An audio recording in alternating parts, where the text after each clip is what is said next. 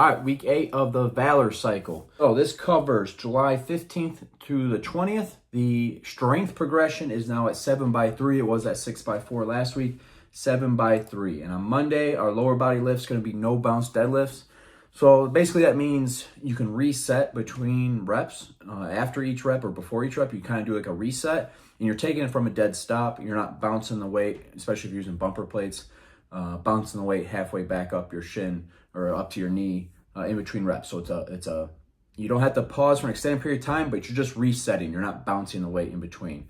And that's after you do some warm-up sets, building up to a heavy 3, and then you're doing 7x3 at that weight or somewhere around that weight. You can kind of tweak it. You can maybe go heavier after you get a couple working sets in, or maybe as you get fatigued, then you can drop the weight a little bit, but generally around that same weight at a heavy 3.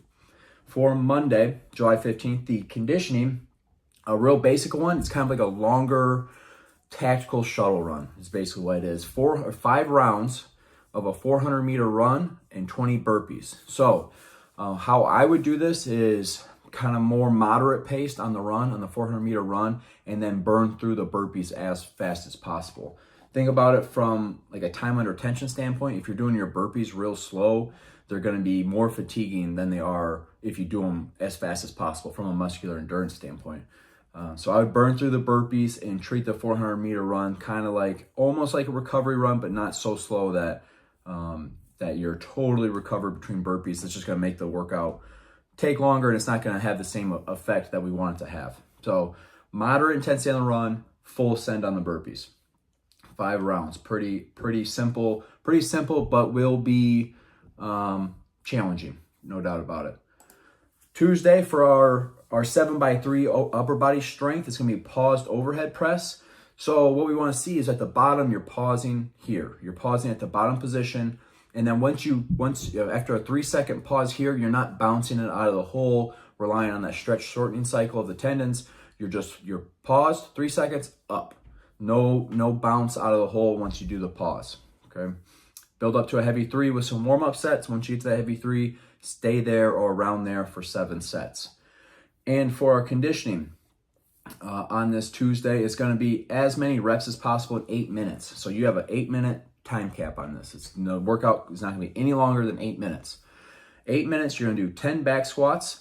The weight throughout this is going to be 135 pounds or 95 pounds. You're going to do 10 back squats, 15 box jumps, and that's going to be at 24 inches or 20 inches. If you don't have a box, just do jump squats. Just jump maybe like 75 to 90% effort on the jumps. So you'll do 10 back squats, 15 box jumps, 15 back squats, 15 box jumps, 20 back squats, 15 box jumps, 25 back squats, 15 box jumps, and you continue that trend as high as you can get those back squats. I mean, it'd be wildly impressive if you got 35, 40, 45, 50, nearly impossible, I would think. If you just continue to add 5 reps to the back squats at 135 or 95 pounds with a 15 rep box jump set in between your back squats.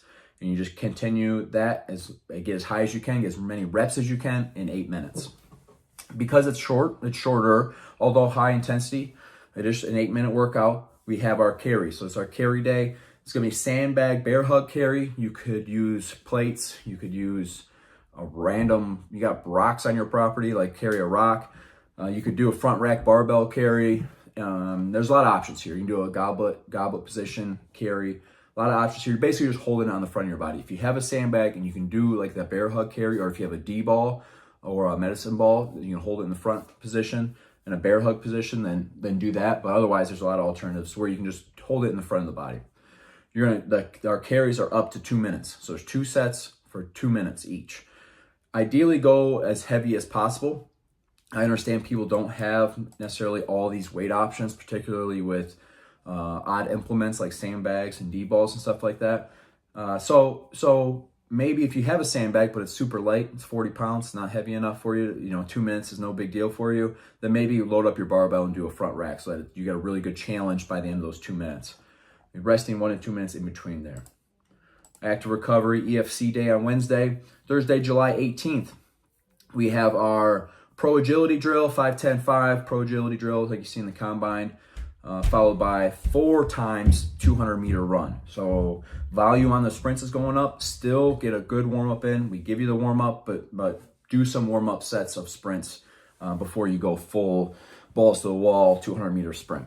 But we'll have 4 near max effort or max effort 200-meter sprints. For our conditioning on this day, it's going to be 25 total minutes, a 25-minute workout. As many rounds as possible in 10 minutes. 10 thrusters at 95 pounds or 65 pounds. If you can't do thrusters, it's a highly, it requires a lot of mobility to do a thruster, a lot of coordination, a lot of mobility. If you can't do them yet, then just sub for every thruster, you do 1 back squat and 1 push press. So you would do, instead of 1 thruster, you'll do 10, say you got to do 10 thrusters, you do 10 back squats, 10 push press. All right, so it's not back squat, push press 10 times, 10 back squats, rack your weight, get in a push press position, and do 10 push press. That's the sub for it. But anyways, back to workout. As many rounds as possible in 10 minutes, 10 thrusters at 95 or 65 pounds, 10 push-ups. As many rounds as possible, 10 minutes. Then you're gonna rest 5 minutes, and then as many rounds as possible in 10 minutes with the same weight, 10 front squats and 10 box jumps. So if you have a problem with back squats or front squats, then do heels elevated back squats. It'll put you in a very similar position. You're gonna do as many rounds as that in 10 minutes. And that is your Thursday. Friday's our Flex Friday. Build some little upper body hypertrophy. And then Saturday's Tax Saturday. For our tactical skill integration, it involves a firearm. And anytime it involves a firearm, it makes me a little nervous. You don't want any ammo in the training space. Don't even have it around. If you're gonna, it's a disassemble, reassemble your firearm. But obviously that comes with some risks. You gotta do what you've been trained. Do everything you need to do this as safely as possible. If you're in a public gym, you're not gonna do that. If you're working out at Planet Fitness, you're gonna get locked alarm for sure. So, if not worse. Anyways, the whole intent of that is to work fine motor skills. If you have a substitute you'd like to do, working some other skill, tying knots, I don't know, something like that where you're working fine motor skills, then do that. That's the intent. And the intent's not to make you good at disassembling and reassembling your firearm. The intent is for you to work fine motor skills under high heart rate and high respiratory rate.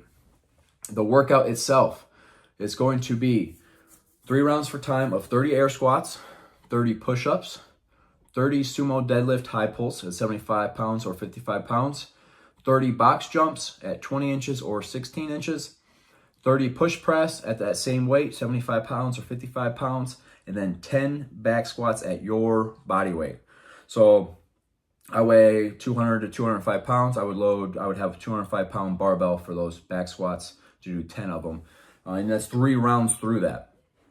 Take your time working up to your working weight. So at 205, 205 is not a weight that I throw on and I'm going to do without maybe some sets with the barbell and then some sets at 135, maybe a couple reps at 185, and then I go to the 205. That's just me. If you have a higher relative strength level where you're more strong per pound of body weight and you can say you weigh 155 and that's a waste of time weight for you with 10 reps, then maybe you can jump right to it or even scale the weight. So scale the weight up, make it more challenging, or vice versa. If you're new to fitness, you got extra body fat on your body that's ramping up your body weight, but your strength level's not there, then just reduce the weight on these back squats. We want them to be challenging but doable. We got to have 30 total reps of this weight, and it's going to be done under fatigue. So keep that in mind. Adjust the weight as needed. If you get going, like it happens so often, if you get going on a workout and you're like, that was too much weight, then just adjust it mid. If you're doing your first set of 10 back squats and it's too heavy, then adjust the weight. If it's too light, adjust the weight. Do it quickly, but consider it part of the workout. Move quickly, get the weights changed out, and you're good to go. And that's your Tax Saturday for July 20th, and that's week 8 of the Valor cycle. Let's have a good week of training. Got any questions? Let us know in the Train Heroic app. Have a good one.